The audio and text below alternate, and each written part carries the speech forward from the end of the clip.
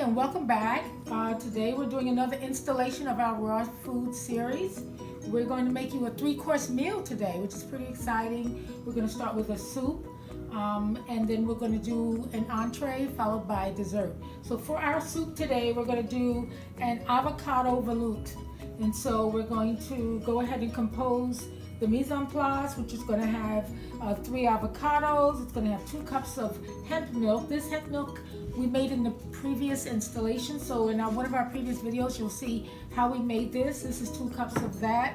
And we're also having some water, which we're going to include, a little bit of cilantro leaves. That's the cilantro. It's a clear, distinct difference between the cilantro, the aroma of cilantro and parsley. And then we're also going to have some parsley, some white miso, a little bit of lemon juice, and salt and pepper to taste. And then we're also actually going to have some diced peppers. The recipe calls for red, but we want to add a lot of variety of color, so we're going to do a little bit of each. We're going to compose mise en place, and we'll see you then.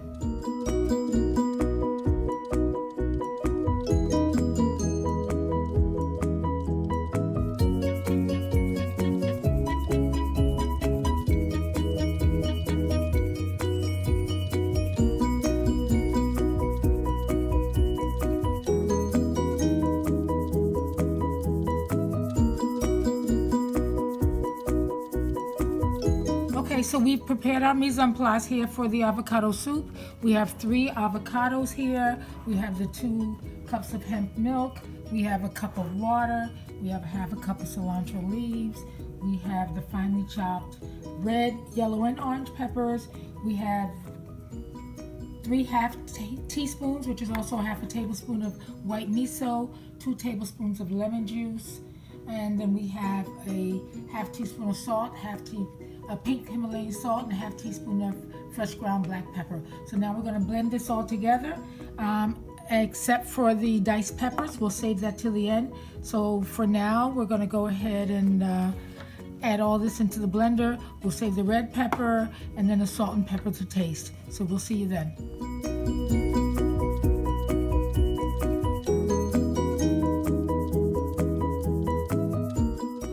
Okay, so we finished blending. It's smooth now. You can see all the avocado is blended, the miso. And what we made sure to do is not blend it long enough to cook. So it's still going to be a raw soup. We're going to just go ahead and get a little bit into the bowl here. We'll just get a little bit of the green pepper confetti there. Scoop a little bit in there. Add some color. You see we have the red, the yellow, and the orange.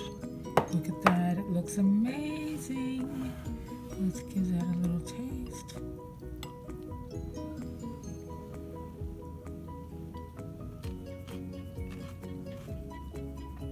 I'm a big fan of avocado. I love the hemp milk, so I really enjoy this. I think I did do a half a teaspoon of salt. I'm sorry, I did a 1/4 teaspoon of salt, but it could probably use a half a teaspoon. Okay, so welcome back. We completed the soup. You saw it looked really bright and colorful and tastes delicious. And now we're moving on to the entree. We're doing spaghetti and meatballs. And so for our spaghetti, we have zucchini here, which we're going to spiral out and make noodles. And then we're going to make the marinara sauce. And then we're going to go ahead and prepare mise en place of the Roma tomatoes, the agave. Here we have sun-dried tomatoes that have been soaking in water. We're going to add some fresh basil, olive oil, lemon juice. We have some cracked black pepper and a little bit of Celtic sea salt. That's going to make up our marinara sauce. And then for the meatballs, it's going to be a base of mushrooms. These are cremini mushrooms. We're going to add some walnuts, and we're going to have prepare some parsley, tamari, and then some organic tahini, and then also we're going to add a little bit of salt and pepper to taste there, a little bit of salt and pepper there. And so we'll start with spiraling the zucchini, and we'll be back.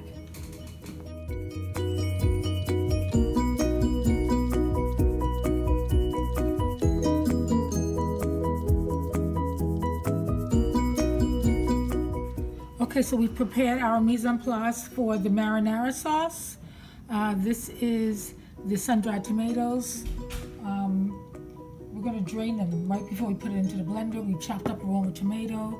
We have our lemon juice ready. We have a little bit more than a tablespoon of fresh basil, the olive oil, the agave tablespoon, and a pinch of Celtic sea salt and a pinch of crushed red pepper. Now we're going to go ahead and drain the tomatoes and put all the ingredients in the high power blender, which is our Vitamix, and then we're going to make the marinara sauce, and we'll be back.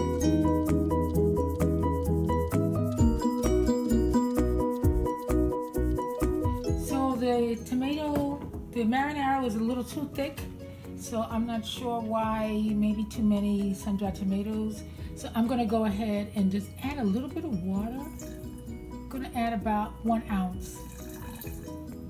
And then see if that'll help it blend a little better. We'll use the pusher tool and then we'll do it again.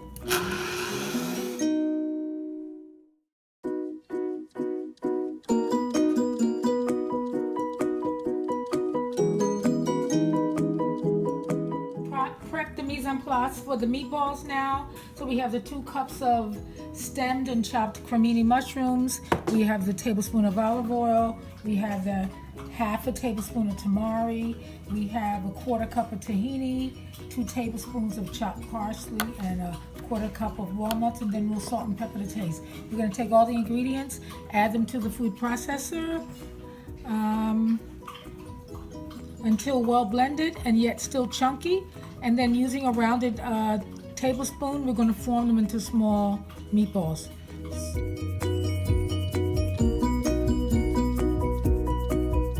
So these came out a little wetter than a little more moist than I wanted it to. And I was having difficulty forming the actual meatball. So I did dip it in a little bit of almond meal to kind of put it in such a state that I could actually go ahead and roll it into something that would hold on a plate. So I'm going to go ahead and finish composing the meatballs.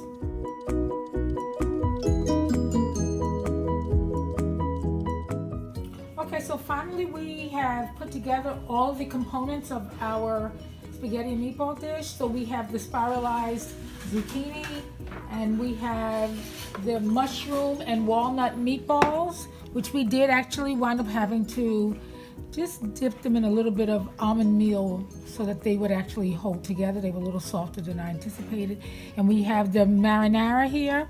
And so we're going to go ahead and mix the marinara into the spiralized zucchini, and then we're going to serve it on a plate. Okay, so we finished toasting it pretty well here, I think. It's marinara is looking good there. It's mixed pretty well. We're going to try to get some of this into a smaller bowl and serve it. See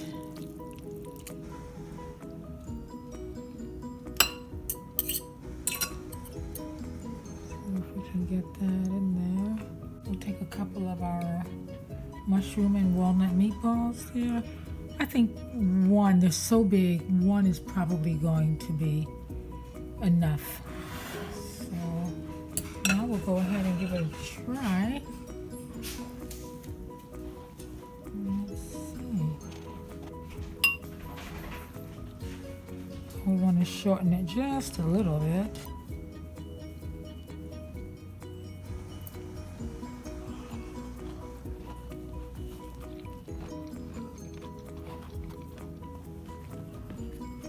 It's really very tasty. Really good. Now let's try one of the meatballs. Go ahead and break that, cut that with a fork. Nice crunch texture. I probably added a little more salt than I would want. So there's the entree. So we've done the soup appetizer. Now we've finished the entree, which is delicious, and now we're going to start dessert. Okay, so now we're down to dessert. We're going to make some cacao fudge pops. So we have some mesquite powder, cacao powder, some light coconut milk. My only regret is the only form that the only packaging I was able to get for this is a can. And then we have a half a cup of filtered water and some maple syrup. We're going to go ahead and prepare our mise en place and then put it in the blender. Okay, so we have everything in place here, our mise en place.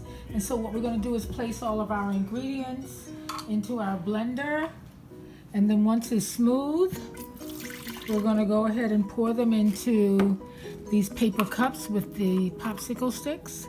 And then we're gonna freeze them for at least 3 hours until they're solid.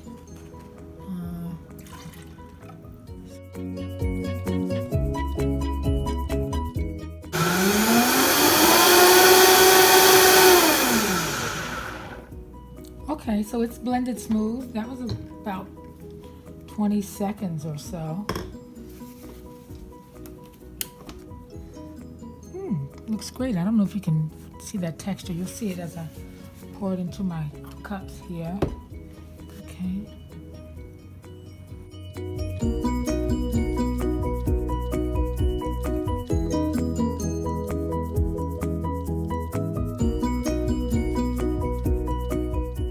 This is going to be great. We'll come back after we freeze these. Okay, welcome back. So we've let our pop sticks sit overnight, and now we're going to go ahead and take them out of the cups, and we're going to let the kids try them because they'll be brutally honest and let us know what they think. Okay, so Nala, what do you think of the cacao with mesquite powder bars? Be honest. I like it. Yeah? What do you taste? What does it taste like to you? Chocolate, of course. Yeah. Would you make it again? Would you make it on your own if I gave you the recipe? Fantastic. Enjoy it.